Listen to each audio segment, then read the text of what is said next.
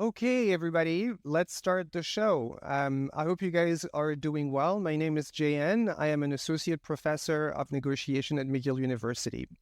I started Deal Talk with Shane Ray Martin, who's in the show with us, and we meet every Thursday at noon on LinkedIn Live. We also post our episodes as podcasts.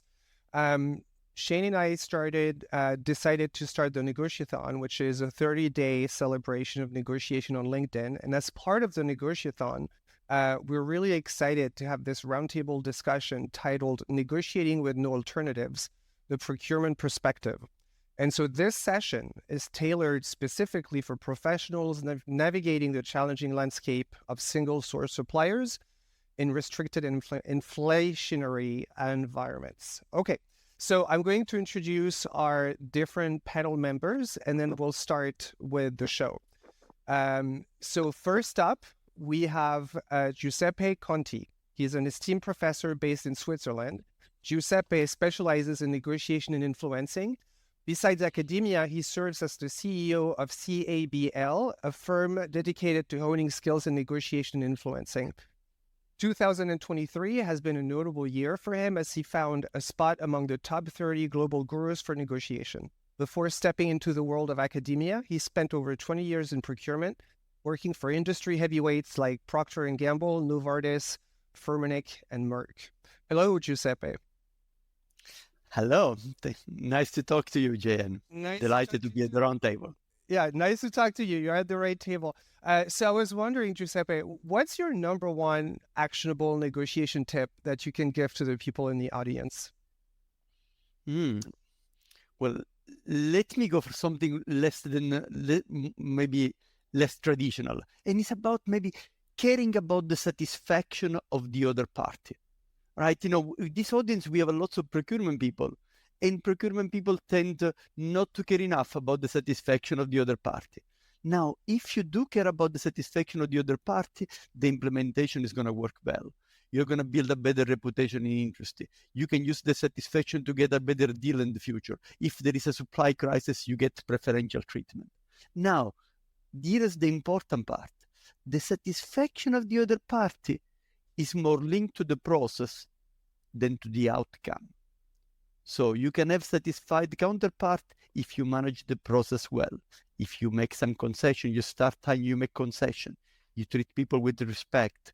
You listen to them. You give a good explanation. So it's not giving good terms to the other party, is how you manage the process. Excellent. Thank you so much. It's an excellent piece of advice. So next, we have Nicolas Passaquin. Nicolas is a seasoned professional with over 2 decades of hands-on international experience. He's led various sourcing, procurement, and shared services functions and has a knack for building high-performing teams. Nicolas' expertise in restructuring has helped companies significantly improve their efficiency and effectiveness. Currently, he's based in the beautiful city of Stockholm, Sweden, where he is instrumental in transforming the sourcing and supply chain function for Telia Company, a leading telecom provider in the Nordics and Baltics. Hello, Nicolas. Hello. Hi. Thanks for having me here. Thank you so much for joining us. And so, Nicolas, do you have a negotiation advice you could give to the crowd? I'm not sure I can say better than what Giuseppe shared, but for me, I've seen too many people coming in without being prepared. So I think one of the things that actually is probably the best advice you could be getting if you plan an hour negotiation, you need minimum 2 hours prep work. So I think preparation is just critical, and you can't go in there hoping to achieve the best if you come unprepared. Excellent. Thank you so much, Nicolas. So joining us as well is Marika Lindstrom. Marika is a global procurement leader boasting more than 20 years of experience in the consumer goods and electronics industries. She carries a fervent belief in procurement's role in driving business growth and sustainability. Presently, Marika is stationed in Lausanne, Switzerland, where she leads PMI's Indirect Materials and Service procurement. Hello, Marika. Hi, thanks for having me. Thank you so much for joining us. And so, Marika, same question as everybody else. Do you have an actionable tip you could give to the audience? Yeah, sure. If you're having difficulties negotiating with your single source supplier, i.e. your tier 1 supplier, try tier 2. look into their cost model and see what are the big feedstock elements and try to negotiate those, either on their behalf or together with them. Excellent. Thank you so much, Marika. And lastly, we have Luigi Staccoli. Luigi is a mechanical engineer by training with an MBA from the prestigious London Business School. His journey in procurement began in 2002 at Bridgestone. By 2010, he moved to Pirelli, where he quickly rose through the ranks to become the Chief Procurement Officer in just 2 years. Later on, he transitioned to general management positions. Since 2019, Luigi has been holding the position of CPO at MSC Cargo. Hello, Luigi. Good afternoon. Thank you for your invitation. A pleasure to be with you. Thank you so much for coming with us. And so, Luigi, what would be your tip to the crowd on how to negotiate? So I'm the last in the list, so I hope that I'm not going to repeat, but never have always the same approach in the negotiation. Always change your approach depending on the market, on the commodity, on the cultural background of the vendor that you have in front of you, on your current situation on the company and your company objectives. So even during the same negotiation, you can change your stance depending on the new information you get or on the different situation that you are facing. Excellent. Thank you so much, Luigi. And so I'm going to give you a little bit of information before I hand the microphone to Giuseppe. The session will last around 55 minutes to an hour. We will start with around 30 to 40 minutes of a discussion with the panel. And so Giuseppe will lead this phase and will ask questions to the panel. If you're in the crowd and you have a question that you want to ask, please send it to me by direct message. It's very important. We have more than 130 people, now. And so we want to make sure that we can select the right questions that will be the most useful for everybody. So send it to me by DM and we'll make our best to do it. Another one, if you listen to a panelist and you're very interested in what they have to say, then you can hover on their picture and you have 3 little dots, and then you can click on follow, and you can follow them so that you can already have, their contact, and you can follow and see what they're posting. Giuseppe, I'll leave you the mic. Fantastic. Thank you very much, Jen. And let's get started. I have the pleasure to have 3 senior procurement professionals, and I want to try to get some real life examples. So maybe let me start with Marika. And the question is, can you talk about a situation when you manage to change the dynamics in a single source supply situation? Sure. Thanks, Giuseppe. I think there are 3 levers that you can try to pull. One is the tier 2 negotiation that I already mentioned. If you know your supply market, you know your suppliers' buying practices through annual reports, investor conferences, etc., you may have an opportunity to see whether they're efficient enough in their energy buying, in their feedstock, or in their commodities buying. And you can potentially influence that through direct buying, right to buy, hedging, etc. I think the other lever is collaborating with stakeholders to create a second source, create resilience to little by little start developing a second source and using that as a competitive threat. Of course, not immediately, but midterm. And the third one is that what is of value to the supplier? Listen to them. It may not just be monetary. It may be around growth, innovation, joint development, geographic expansion. So these can be opportunities for them to budge in the areas that are of more importance to you as a buyer. Fantastic, Marika. How about Nicola? I'll repeat the question again. I would like to know, can you talk about a situation, Nicola, where you managed to change the dynamics in a single source supply situation? Yeah, sure, I can do that. I actually have a very specific examples where a couple of years back, we had actually a supplier was providing us a number of specific items for a product line. And that supplier was just being bought by another company. So they just got acquired. And we knew that that product line was not profitable. So we needed that suppliers to go down for about 10%.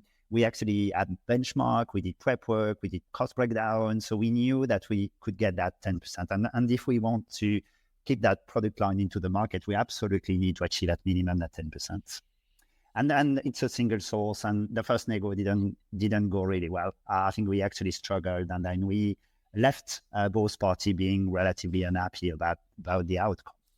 Then in between the first and the second one, we actually had the info that that new owner was actually finalizing the acquisition of another of our suppliers. But in that, with that suppliers, it was a completely different product brand, and there was competition. And we were actually coming to the end of our contract with them. So what we did was basically using that case to actually leverage it to get a better deal in the first product line. So basically, we made the pie bigger. They were interested to secure a longer term commitment with the second company they were going to buy. So we did that, and we actually didn't save any money, but we knew we didn't need to because that product line was pretty profitable.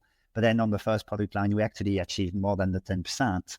So that goes back a little bit to what I said earlier. It's a lot about prep work and being open-minded, look at all of the options, broaden your perspective, and ensure you actually don't look specifically at what you are buying, but as well at the market dynamics, and just follow as well news that are related to your suppliers. So I think that would be my advice. So we've achieved more than what we needed just by making that pie bigger.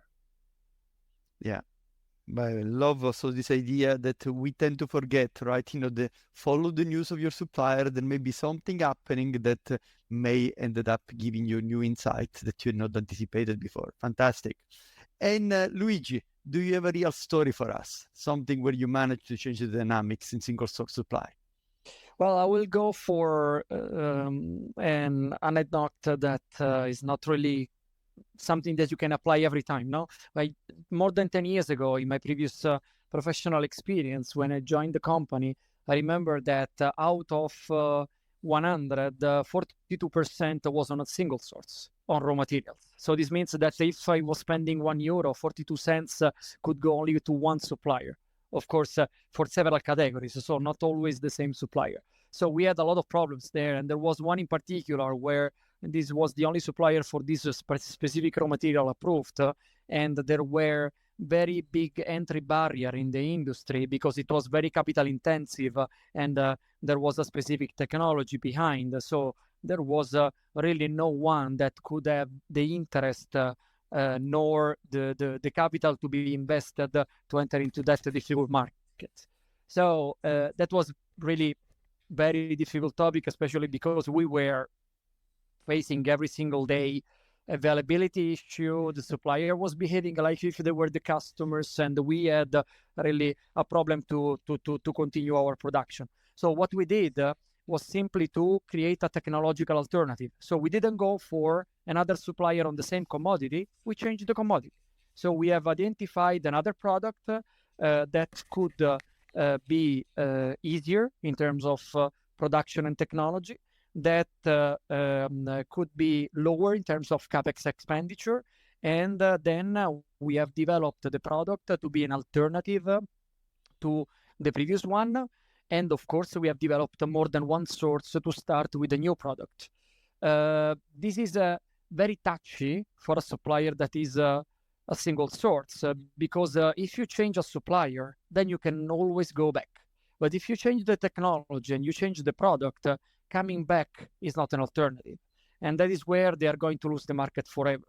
So changing the technology is probably a way to do this on the longer term, of course, because it takes time, but it's structural.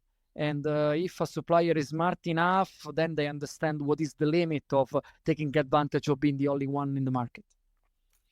Wow. I love that, especially the difference between a short-term change versus a change forever, and what will be the impact. And we know that the biggest fear for supplier is the anxiety of losing the business.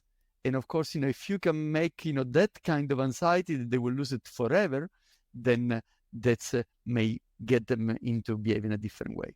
Fantastic. Now, maybe Luigi, let's continue the discussion. And I do have a different question for you. Now, the creation of an alternative does not depend only on procurement, right? You mentioned a clear example where change of commodity doesn't happen over time. but it requires effort from other internal stakeholders that may have other priorities. So how do you work with other stakeholders to make sure that an alternative is developed or that the negotiation power can improve, let's say, in the mid to long term? Well, that is very relevant compared to my previous example now, because at the end, to develop a new technology, you need the buy-in from the technical team, for example. And normally the technical team have different priorities compared to procurement. But in this case, in the example that I made before, the priorities were exactly the same, because the technical people were also responsible for the productivity, for the product itself. So if the product was missing, then they were also liable for that. So it was really a joint work in order to make it happen. On normal cases, it's not always like this. So in many companies, I had a boss once that told me the people do not do what they should do, they do what they are paid for. So normally, normal companies, the procurement is incentivized based on the cost down, and eventually the technical people incentivized based on the product performance or the patents and so on. So these two incentives normally are conflicting. So the way that I have seen smart companies to solve it is to create a mixed incentive where everybody was getting incentivized on the same KPIs, and then they really create a teamwork in order to really prioritize the project for the company and not only for one department. So this is the way when we started more than 10 years ago in my previous professional experience, and then the company was smart enough to avoid perverse incentives, but to create incentives that are good for everyone and that align the interest of the single manager or the single teams with the interest of the company. Wow, so that's something that should happen really at the company level, right? That to avoid that the conflicting KPI then makes the collaboration more difficult internally. Yeah, interesting. By the way, Nicola, do you have a different situation? You have another technique that you use to get your internal stakeholder to be motivated even if they have other priorities? Yeah, well, actually different and not so different in reality, because we had actually a case not that long ago where it was really where we were in a locked situation. I think it was an IT stack, and then we were locked to one supplier, and IT had no money actually to just move to the new technology. And then you were talking about conflicting KPIs, but I think for us it was as well the role that procurement plays across the company, where we are having visibility and we maintain a relationship across different areas. And we actually realized that our R&D and innovation lab was actually ready to invest in a platform that actually could be slightly repurposed to help IT to get out of that locked situation. So basically, we aligned those two departments, and then we aligned behind a new platform, which was slightly more expensive for R&D, not exactly what they wanted, but it was good enough for them to develop their startup ecosystem. So what, at the end of the day, they did, they invested on their end, and then we aligned that with IT, and it broke that paradigm where we were locked to one supplier because of the technology. And I think what's important in that story for me is that if we wouldn't play the role of that business partner and glue in between the different parts of company, they would have gone on their own, and then it would have been great for them, but probably not benefiting the rest of the organization, where we played our role, brought people together, and then the company got the bigger benefits by killing that they done and created a new momentum in that area, where instead of having just one technology and being locked, we've actually had a couple of options then by R&D investing in an area they probably wouldn't have done without us. So for me, it goes back to what I've said earlier on the bigger pie. You need to look externally when you have that, you follow your company news, but at the same time, you need to look internally. Actually, can two departments collaborate to create that momentum, which is then different, open different options? Yeah, interesting. By the way, you brought also the topic of business partnering, with a good number of the people in our audience working in procurement. This reminds us about the shift of focus from working on purely procurement KPI into working on what's the final customer needs and how can the different function, make it happen. So thanks. Maybe Nicola, let me continue with you, and then, we slightly change the focus, because, strengthening your power in a single source supply takes time. Now, how do you create momentum around the different activities to get better leverage? How can you strengthen your power, over time? What are some of do you have a tip that you can give to people to make sure that the initiative doesn't get stopped or parked somewhere over time? Yeah, I think it goes a bit back to being that business partner. I think how I see the role of procurement is definitely around building and maintaining relationship across the company, create the transparency, being the glue in between the different part of the organization, talk to operation, IT, finance, HR, and bridge the differences to have that single understood view.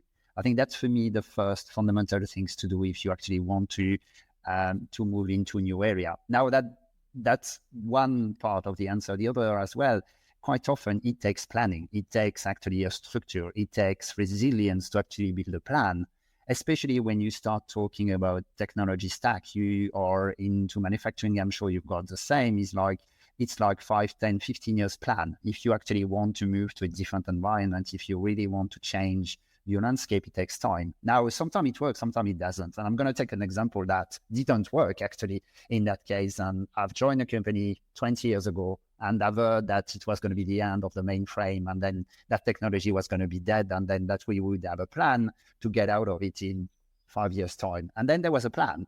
And I've left 20 years after, and the mainframe was still there. And the plan was still there as well. So having a plan, being transparent, and thinking on how you could move forward is good. But it needs as well some resiliency, some investment, some focus. And I think that was probably the learning for me in that case, is that there was a great vision on how you could get to different platform, different industry, get out of the deadlock with IBM mainframes. But then it never really turned into something that worked out at the end, because there was no business focus. So we were not able to align the different part of the organization towards that same vision, that same goal, because a lot of people were not convinced.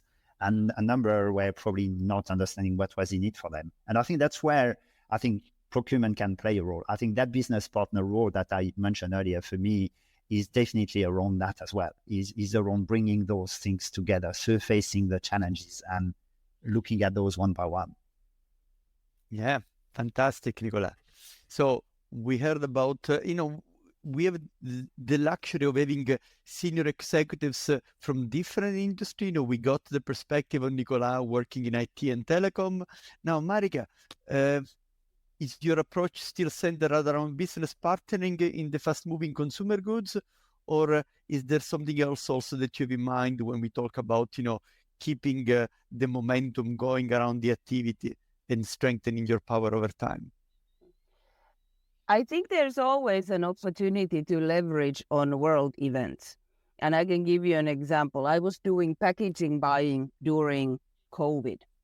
And of course, during COVID, certain product categories surged and others didn't. But using that momentum during COVID was very helpful in driving stakeholders like R&D, operations, marketing to qualify new materials, consider alternate materials, qualify new suppliers, substitutes. So clearly that gave us a burning platform for people to really consider risk and resilience, both from supply and from commercial perspective. I think another opportunity or example could be last year, the hyperinflation, and how that drove us to look at procurement differently and avoid all kinds of cost creep to the extent possible, like putting in place clauses for indexation, how much inflation is allowed in a given contract, limiting pass-through costs, having commodity or feedstock lags in the contract. So I think what we all experienced over the past 18 months probably helped us strengthen our contracts and give us leverage in that way as well. Okay. Yeah. Fantastic. And by the way, one of the things that may also be part of this is speeding up the qualification process, right? A bit like it has happened with the vaccine, right? Now, I know the vaccine is a controversial topic, but, the crisis got us to develop vaccine on a very different speed. Now, also in the procurement world, when in normal condition, people will say, oh, sorry, but we need a very long time to qualify something. And when there is a crisis, that's the moment to say, well, do we really need this? Can we speed up this? Can we make this? And this may also help us, to find better solution, also to be more reactive to find solutions. Now, Marika, I'll stay with you, and I'll try to switch to a different kind of field. And because some of the most difficult negotiations are with ERP supplier, the SAP or Oracle of this world. Now, what can you do in those situations where you know that you will be working with them for the next 15 or 20 years? How can you retain some leverage? Yeah, this is a very difficult topic, and I actually discussed this with my IT team prior to this engagement to get some tips, and I can share what we collectively came up with. Well, most people know that one big lever is always the timing for the negotiation. Everybody wants to recognize revenue in a particular calendar year. So timing the negotiations in a way that the supplier is a little bit under time pressure may help a little bit. Yeah. Another lever is benchmarking. There are professional organizations who are very willing to help benchmark your current deal and your potential future deal and see where you are strong in terms of commercials and where you are not as strong. Another lever could be the account team. Sometimes escalating the negotiations or asking for a different type of account team might help, because all the commercial targets on the supplier side are typically tied to a particular account team. So trying to mix that up a little bit might give you a little bit of leverage. Then also understanding what is important for the supplier. Do they want to sell their new innovation, a new product? Do they want somebody to test their new product? Do they want to collaborate? Those might be some opportunities around newer types of products that don't have the huge consumer base yet. And last but not least, this is more of an internal lever, but demand management. What type of solution do we need? How many licenses do we need? Do we need the all-you-can-eat type of solution? Or should we focus on total cost rather than unit cost? Do we buy for today or do we buy for growth?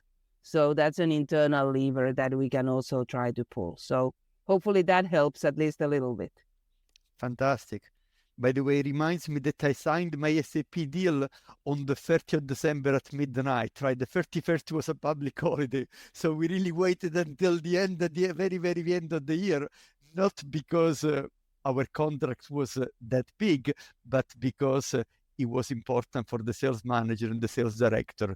They wanted to get their bonus by the end of the year. Yeah, fantastic. Yeah, exactly. Very good. Now, Luigi, do you have also have an experience maybe with those type of negotiation with SAP or Oracle, and how could you manage those kind of very long-term relationships? Well, yes, and I fully agree with Marika that it's a difficult topic. Then I also agree that the timing is very important. That is why you really need to know when their fiscal year is going to end and when the bonus for the sales manager is going to be paid. But to add on top of that, what we have been trying to do over the years is one constructive strategy, one more, I would say, wall against wall strategy. The constructive one is to build a contract that implies a price level per range of licenses.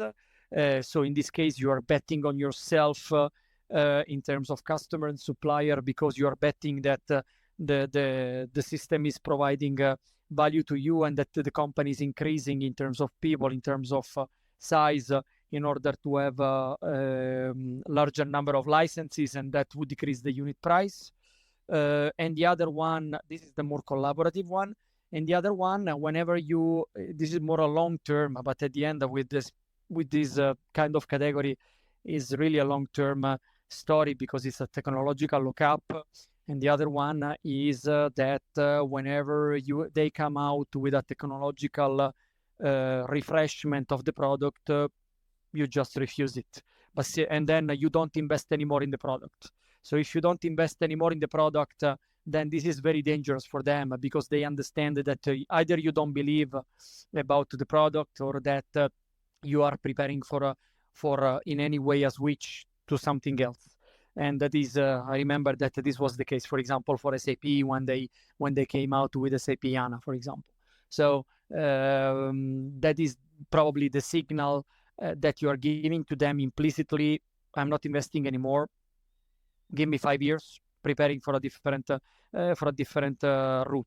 And this is also where the cost barrier to switch are very high. And when you do it, you don't come back. So this is a signal for them. And this is if they are smart enough, and they are smart enough, this is where they should sit around the table with you and try to understand what is wrong and how they can improve. Fantastic. Very good, Luigi. Maybe let me ask you a follow-up question, difficult on a different topic. I mean, sometimes we have a little power because we fail to create value for the supplier. No. What did you do to create value for a supplier and get better terms in return? Can you think about something that was a bit different that could help you to create value for a supplier? This is an interesting question. The procurement people, and you said that we have a lot of procurement people around in this LinkedIn Live, are normally seen like people that wants to squeeze the supplier and destroy value.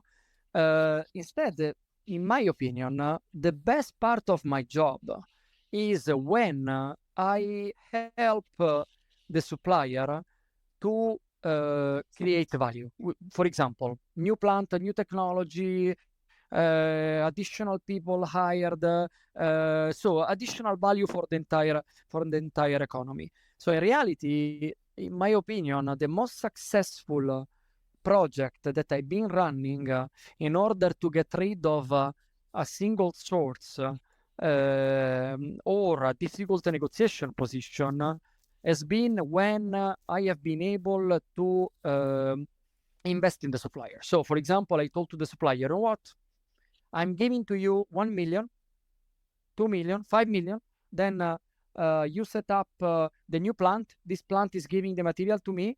You give me at market price, if the market price exists, minus 15%. The rest of the market, you give it at 20% higher than me, or I have the most favored nation, or I have the meet or release clause.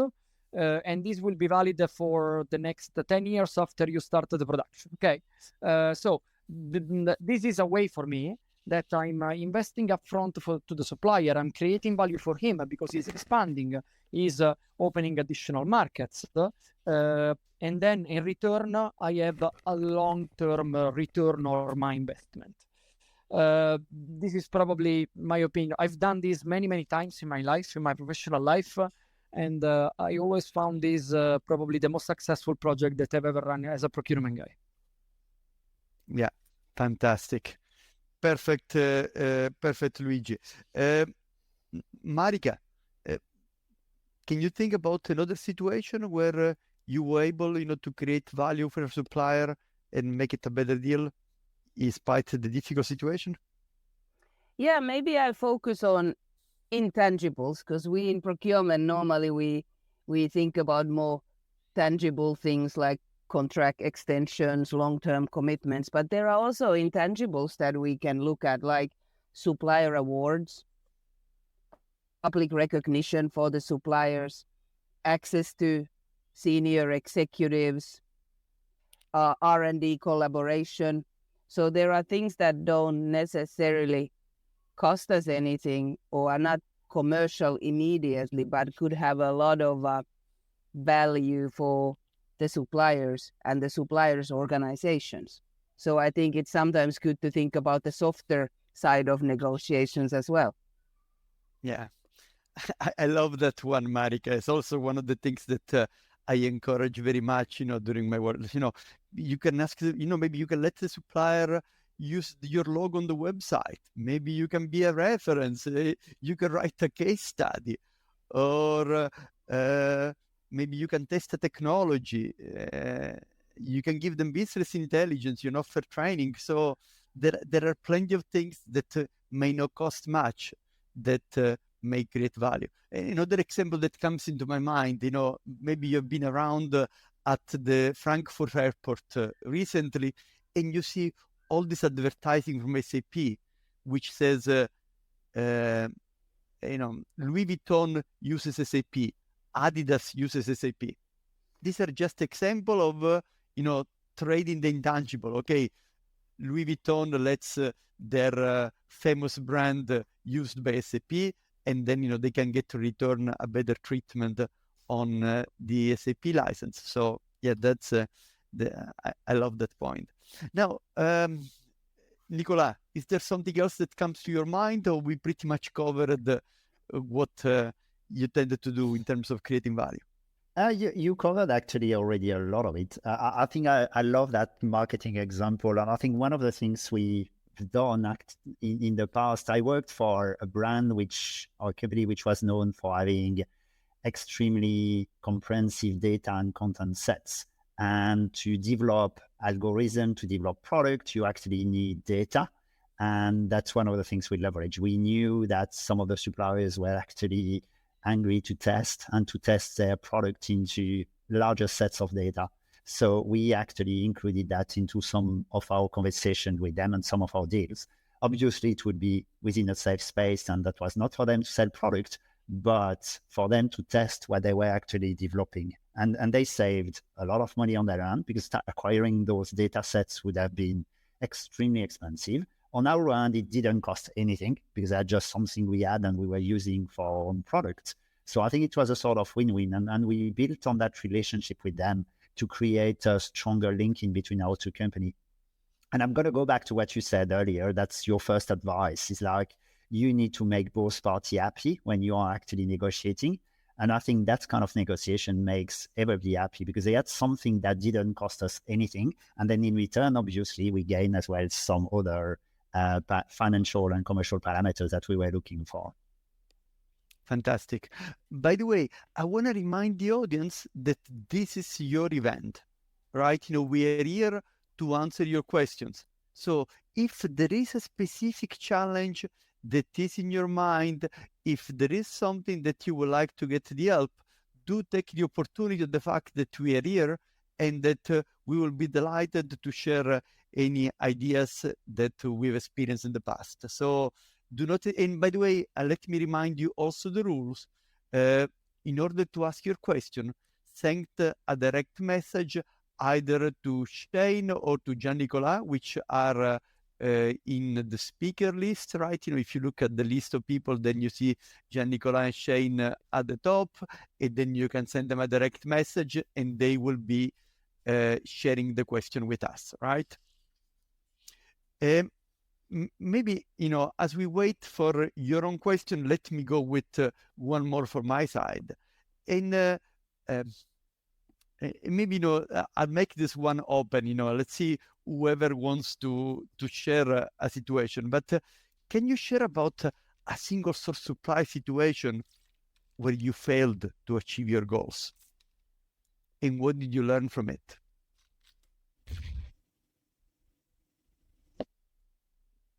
I can go first if you want, Giuseppe, because I talked earlier. And well, years ago, I worked for an airline, and then you might know or not that the food you eat on board is generally loaded at the point of departure.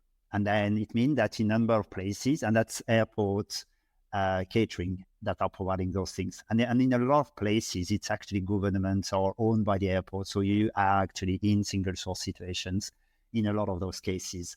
And there are places where it's too far to have any other option than source it locally. So one of the things you learn is those kind of situations that you just have to accept the fact that you might not have any alternative, and that's the first things you need to think about is safety on board and the quality of what you're going to get.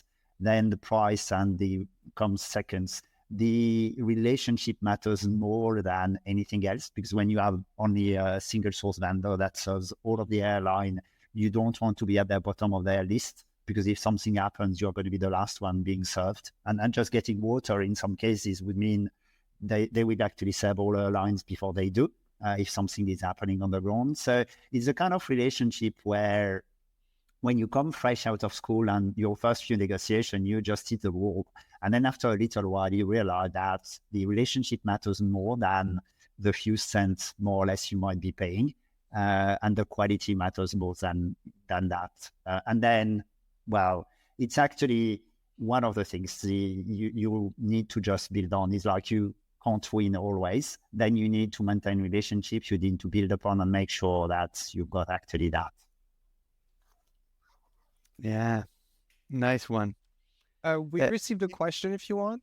I can read it. Yeah. So the person didn't come on stage, so I'm just going to read it. But the question is from Neelan Jan, and it says, how do you maintain work-life balance in purchasing after so much of stress and fighting with suppliers? It should be a question for my wife. No. I will go first. Frankly speaking, it's a fun job. I enjoy myself a lot, and every day I enjoy more. For me, the problem when you become a CPO is that you don't negotiate enough, because that is the most fun part of my job, and therefore there is not much stress involved. I'm much more stressed, to be honest, when you have to play the political game inside a big organization rather than managing the negotiation with the supplier. So, once I remember that I told to my boss in my previous company that if I had to deal only with external stakeholders, I would spend the 50% of my time having fun with my family, going running and playing soccer. Okay. But the major problem is mainly dealing with internal stakeholders. That's really funny. Okay, so we have another question. This one is coming from Felipe, and he says, good morning/evening. I have a question about negotiating in commodities. Can one of the professionals explain the most effective negotiation strategy for a supplier negotiating raw materials? Thank you. Who can take this one? Well, maybe I can help with that one. So when negotiating commodities, it's important to have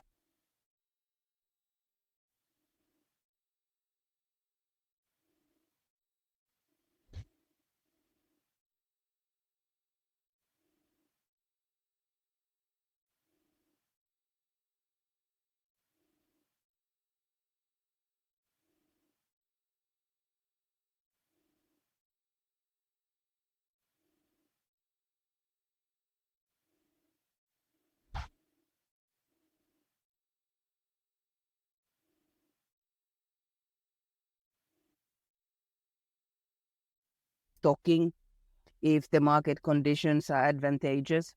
So there are quite a lot of strategies depending on whether the markets are bullish or bearish at any given time. Okay, very good. Thank you. If I may add on one point on this, it in my opinion, it largely depends also on what is the market on the sales side. So if, for example, your company has already established contracts on the sales side, and then you want to lock in your profits, then it's good that you lock in also your raw material. Then in this case, you have certainty on what the profit at the end will be. But if you are on a free market and you have to fight with other companies, and then the price of the commodity is going up and down, then fixing can be a risk, because if it goes down, then the other people eventually will benefit from the reduction of the commodity. They will be able to pass through to the customers, so you will lose competitiveness and you will not make your sales. On the contrary, if it goes up but it's a risk, then you are gaining money.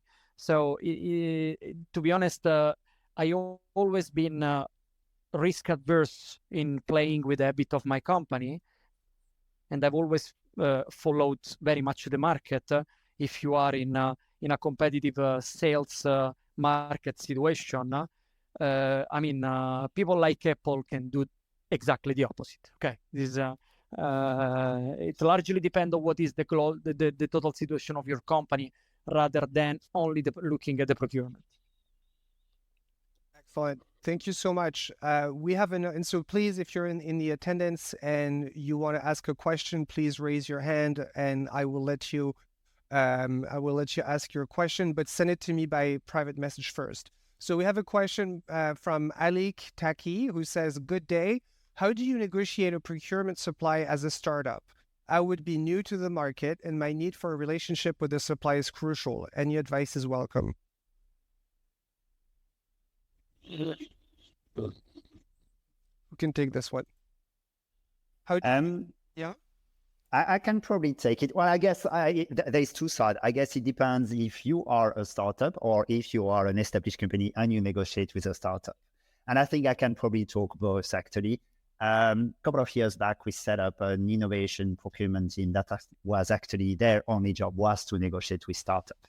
And it's a very different framework than you would have for an established supplier, because you actually don't want to spend too much time because they don't have the structure, they don't have the commercial, the contractual structure to actually deal with you for months. You don't want 100 pages contract, etc. But you want to secure the right to actually use some of what they are co-developing with you or some of what they will be testing with you. So you need to allow for flexibility, and then you need a different process than you would have for established startup. Now, if you are a startup, I think you are relatively small and your challenges might be scaling up. And I think that's probably what would get an interest from potential suppliers. Now, the potential suppliers need to be as well able to scale up. So it depends what you are actually procuring. There might be slightly different approaches, but I think the sort of demand management, forecasting, planning would be actually crucial. You need to just think about that as soon as you start actually putting deals together, to how it will ramp up when it's needed. If it's like 50% per month for the next 2 years, then you need actually to have that into the conversation, to have active listening with your suppliers to make sure that you actually are keeping them up to date on a regular basis and you've got that shared roadmap with them. The transparency would actually be critical in that space. And if I can add to what Nicolas was saying, sometimes a tri-party agreement might help bring this kind of setup into fruition when you're looking for an intellectual property or innovation from a startup who doesn't have the capacity to scaling, and introducing them with an existing supplier who has the scalability opportunity, and bringing those parties together and having almost like a tri-party agreement could be a good way of bringing it to fruition. Excellent. Thank you so much, Marika. So we received another question from Martin van Helvoort, and he says, how best to ensure that CEOs and senior management limit talking directly to suppliers, especially when they are customers too, or at least ensure someone for procurement is on the team? Who wants to talk about this one? Luigi? Yeah, to be honest, I always found that the CEOs tend to like to speak with customers more than suppliers, not so much to suppliers. But to answer to the question, this is boss management, okay? So I made an example. Exactly yesterday, I had the CEO of the chairman and CEO of major American companies here in Geneva for a meeting with us. He is a major supplier for a specific commodity. And then, of course, my boss, the CEO, was invited by me. And what I did before is that I sit with him and I made to him a very clear presentation on the status of the business, what are the issues, and what should be asked to them. And I also brought to him the question that he should pose to the supplier. So in reality, I believe that boss management is a critical point that everybody needs to learn because sometimes the boss tends to make much more mistakes or create more problems than what you would like. So you have to educate them before. So this is why I spend the 2 hours with him to explain and also to tell him, okay, this is what you have to ask and this is what you have to tell. That's it. And he was pretty good, I would say, pretty good. Excellent. Thank you so much. Nicolas, I see you're unmuting yourself. Yeah, no, I was going to say, actually, it comes back to what you said earlier. I think you spend more time managing people internally, managing your stakeholder than your suppliers. And it's exactly what it is making sure you've got a structure in place for them to talk to your suppliers. So that they've got the key messages, they've got the area they should be avoiding, and then you should as well be leveraging them as well when you actually have messages you want to push to suppliers. Now, I came from a world as well initially where our largest customers were our largest suppliers as well. And that's actually a good and a bad. It's good because in reality, you are forced to have that structure. You actually have dedicated people that will be managing those relationships, both buy and sell. And that actually makes it easier. But at the same time, you enter in kind of conversation around balance of trade and how much we spend versus how much we get. And that's an interesting dynamic. And it's definitely a role that the CPO should be taking to ensure that there is that alignment. Thank you. Thank you so much, Nicolas. So moving on to the next question. This one is coming from David Johnson. And the question is, what resources do you use on a regular basis to benchmark technology sourcing initiatives? Do you have recommendations for online trainings to keep our teams up to date with the changes in the environment?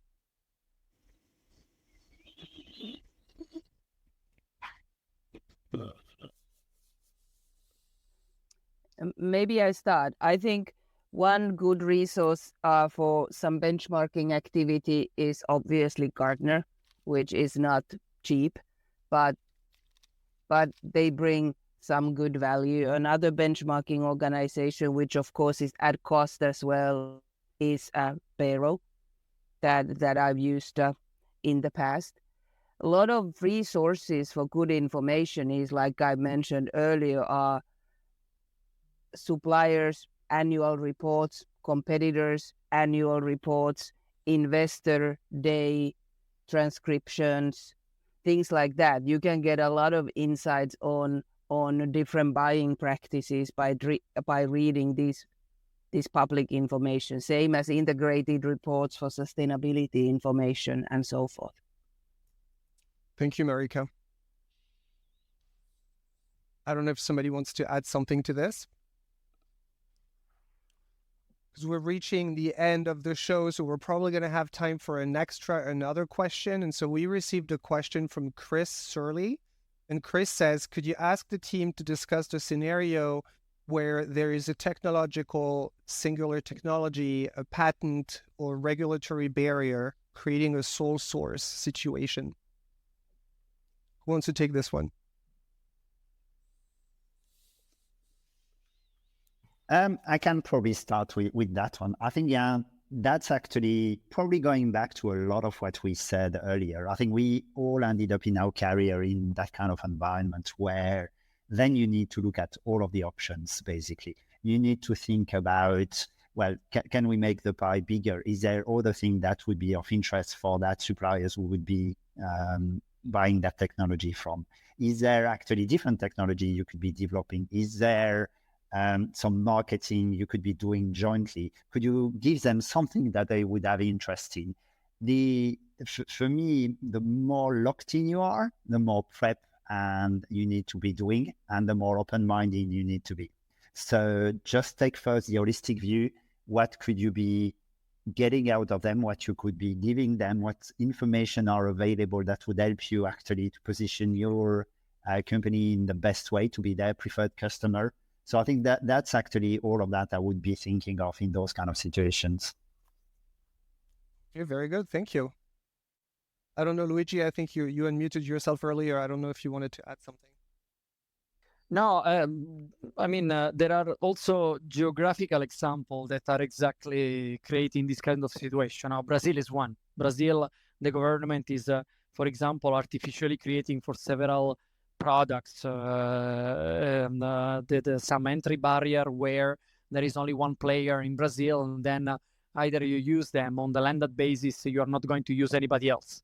So this is the game where that you cannot win, because never bet against the governments, because they are going to change the rule the day after to protect their own interests. So in this case, I mean, the rest on the patent, on the currency, you can fight, you can find a way, but never bet against a government. So, for example, in the case of Brazil, where you know that you cannot win, then what you have to do is to play their game. So you need to, if you really believe in the country, you need to invest in the country, and then you create an alternative in the country, but not outside of the country. And then you start asking for help to the government, saying, you know what, I'm going to invest in your country to develop an alternative there because it's not there. And then I'm creating additional job. This has been working pretty well years ago when I was in my previous company, where we had the single source for everything in Brazil, but we have been able to invest there and to develop for the country with the help of the government an alternative in the north of Brazil. So again, there are certain things that you can win and you can think about, certain things that you cannot win, so you have to play the game. Excellent. Thank you so much. You guys, Giuseppe, we are reaching the end of the show today. This is, we're midway through the Negotiathon, the 30-day negotiation adventure on LinkedIn. I really wanted to congratulate you guys on hosting a great session. I mean, it's a really, really interesting session. I'm so thrilled that you guys could be part of it. And also congratulations to all of the attendants for all of the questions that you've been asking. This is so interesting. So we need to do this again and talk more about procurement. Giuseppe, I'm going to let you have the closing words. What do you wish to say? Well, it just was a real pleasure, because we got so many real life examples. Yeah. And it's good to talk to practitioners and in different industry, bringing different perspective. So really big thank you to Marika, Luigi, and Nicolas for the session, and for you, JN and Shane, for organizing this negotiathon. I'm having a lot of fun attending your events. Thank you. I'll encourage to everyone who is joining today to continue follow the events that are continue to be coming up in the forthcoming days. Thank you. And if you want to follow up on our events, you can go to negotiathon.org, and you'll see our schedule. You guys, I hope to see you guys soon. Enjoy your day. Enjoy your weekend. Have a great day, everybody. Have a good one, you guys. Thank you. Bye-bye. Thank you. Bye-bye.